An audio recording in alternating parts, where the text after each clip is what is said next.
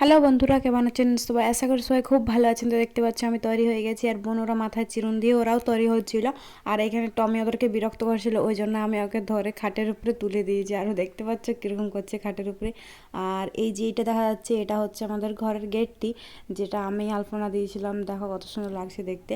আর এই আমাদের গেটের যে ডান দিকটাতে আছে, ওই দিকটা ওই আসছে না বড় দিদিটা, ওই দিদিটাই ওই দিকটা আলপনা দিয়েছে। আর এটার এই যে বাঁ দিকটা আছে, মানে এই যে দিকটা, এই দিকটা দিয়েছি আমি আলপনা।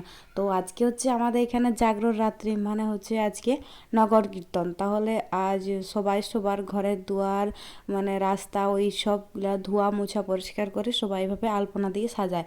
তো আমি দিয়েছি এত দূর পর্যন্ত। আর এইখানে দেখো পূজা বোন কী সুন্দর রঙ্গোলি করেছে, ওই জন্য ওটা অনেক সুন্দর লাগছে দেখতে। আর এইখানে ভিডিও করতে করতে চলে এসেছে আমাদের হরিনামের দল, তো তাদেরকে প্রণাম করে